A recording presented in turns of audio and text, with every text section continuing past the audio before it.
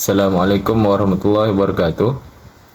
On behalf of Group 1 from the subject ITTIJAHAT FIRDAUS Qur'aniyah, Section 2, we are thrilled to share our incredible community service project with you today. On May 18, 2024, Kampung Changkat, Gombak was buzzing with energy and excitement as around 50 enthusiastic students from University Islam Antarabangsa came together for a day of positive impact and unforgettable memories. Our mission to build and strengthen the bonds between the wonderful community of Kampung Changkat and the vibrant students of UIA. Together, we aim to foster a sense of mutual cooperation and deep understanding. And boy, did we succeed. Why did we do this? First, to make a cleaner Kampung Changkat. Armed with gloves and smiles, we set out to improve the cleanliness of the area, ensuring a healthier environment and a more beautiful ecosystem for everyone. Next, to promote drug-free living. We also took a stand against drug use by spreading awareness. We handed out informative brochures, engaged in meaningful conversations, and encouraged the community to say no to drugs. Bismillahirrahmanirrahim. Assalamualaikum warahmatullahi wabarakatuh. My name is Wardahtun Nazirah binti Muhammad Aziz.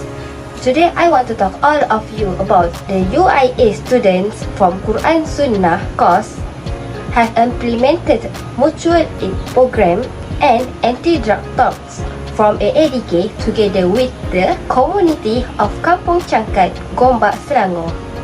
This program is an initiative to ensure that the village of Kampung Changkat is always in clean and safe. This program is aimed to give an awareness to the community of Kampung Changkat about the importance of keeping the environment clean. The activities carried out are anti-drug talks and the mutual cooperation for the sake of the environmental protection. For your information, we only give full our attention to the hall of Kampung Changkat and Pak Abu's garden. Now, let's take a look of store in the hall of Kampung Changkat. As you guys can see, this is the picture before we clean up the store. Was a bit scattered, but after we clean up the place, Masya Allah, it turned into a good place and comfortable. This is the picture after we clean up. While in Pak Abu's garden, we all work hard to clean up, and the garden is very beautiful and rich with plants that are beneficial to humans. For your information, the level of cleanliness in the garden is very satisfying. In addition, it look calm and will give good emotion to us when we look at the pool in the garden. As you guys can see, this is the Pak Abu's garden looks like after we work hard to clean up. And today I would like to talk about drugs in perspective of Quran and Sunnah. So, what is drug? Drugs are substances that change a person's mental or physical states. Drugs affect the way our body think, the mind function, and it also changes the way we feel and behave. People take drugs for different reasons and different ways. In the Arabic language, drugs is defined as mukhaddarat, which is from term of mukhaddara, which meaning things that can cause a loss of judgment and sanity, such examples of marijuana, heroin, morphine, and so on. What Islam said about drugs. Drugs has similar characteristics as alcohol. Thus, the hukum of drugs is the same as alcohol, which means haram. This can be seen in the hadith of Nabi sallallahu alaihi wasallam. Nabi sallallahu alaihi wasallam قال kullu muskirin khamrun wa kullu muskirin haramun, which means every intoxicant is khamar and every intoxicant is prohibited. Drug abuse can cause the person who does it to forget himself, religion, and forget the world because it has a bad effect on our mind and weakens the energy of our thinking and intelligence. It results in nerve disease and also interfere with our mental and physical health.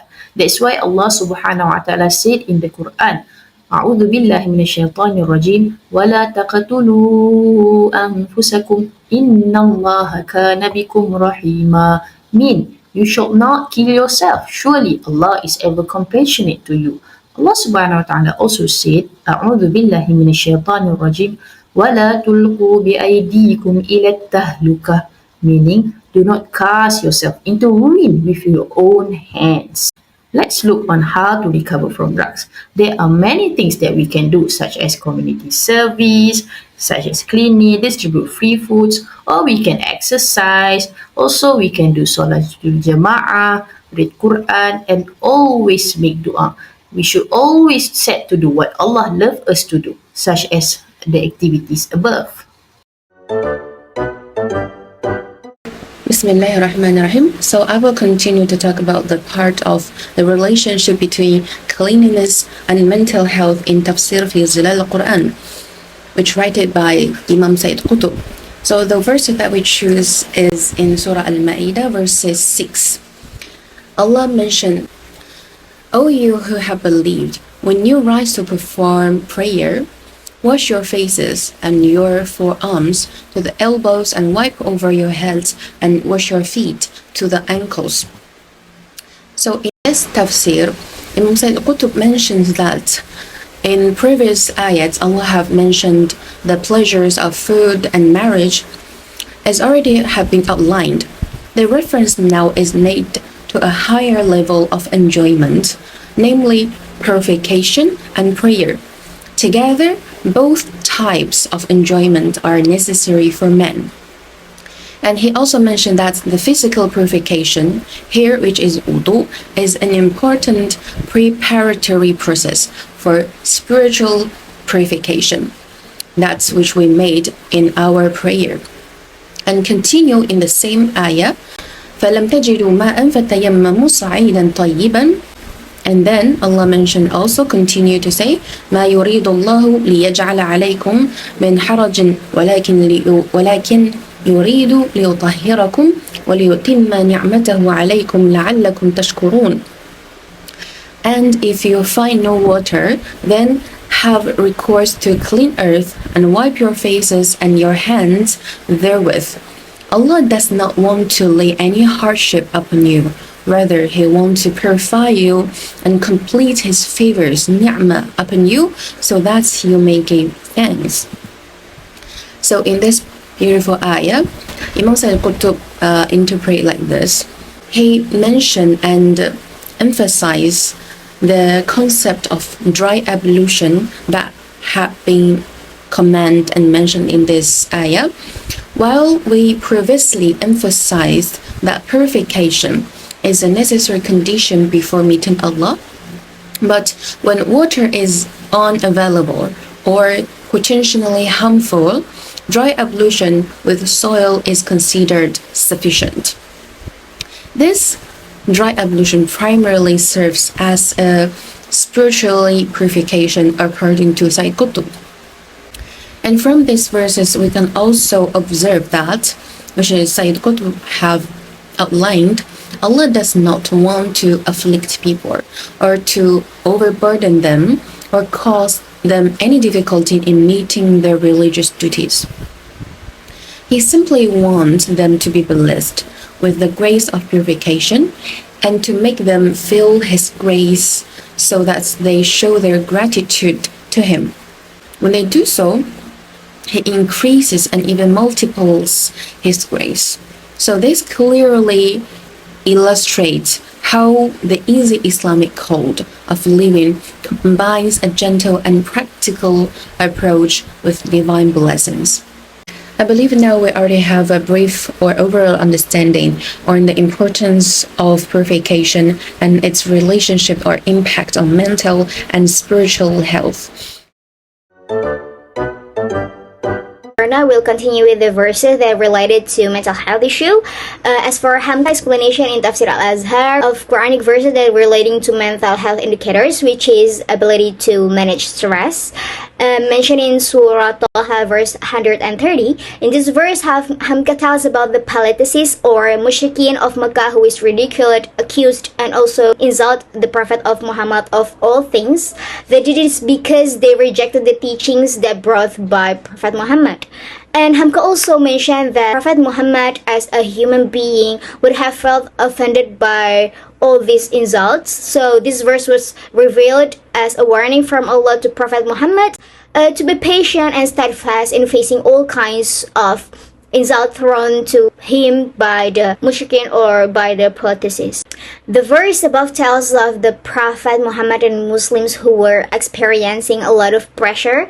Like this pressure makes them feel afraid, or people nowadays say it as anxiety. Like feeling of fear are usually caused by having to face new or threatening situations. And nowadays feelings of fear or this anxiety are also often associated with mental health issue, and one of way to get rid of this feeling of anxiety or fear is to tasbih and also remember Allah subhanahu wa ta'ala, as the Taha verse 130 said that O Muhammad, so be patient over what they said and glorify the praises of your Lord before the rising of the sun and before its setting, and during some of the hours of the night, and at the slide of the day, that you may become pleased by the reward which Allah shall give you.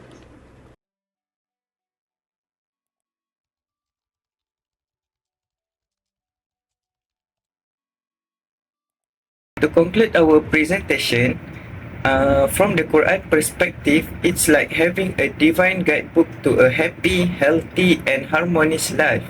Picture this: saying no to drugs is like swiping left on temptation and swiping right on a clear mind and a heart at peace. It's about keeping your mental faculties sharp so you can tackle life's challenges like a boss. And cleanliness, well, in the Quran, it's not just about scrubbing away the dirt, it's about polishing your soul too. Think of it as spring cleaning for your spirit, leaving you feeling fresh, focused, and ready to take on the world. So, when you put it all together, it's like following the ultimate life hack from the Quran. Say no to drugs, keep your mind clear, and keep your surroundings squeaky clean. It's not just good advice, it's the secret sauce to living your best life, straight from the divine playbook. Thank you. Kebun Pak Abah.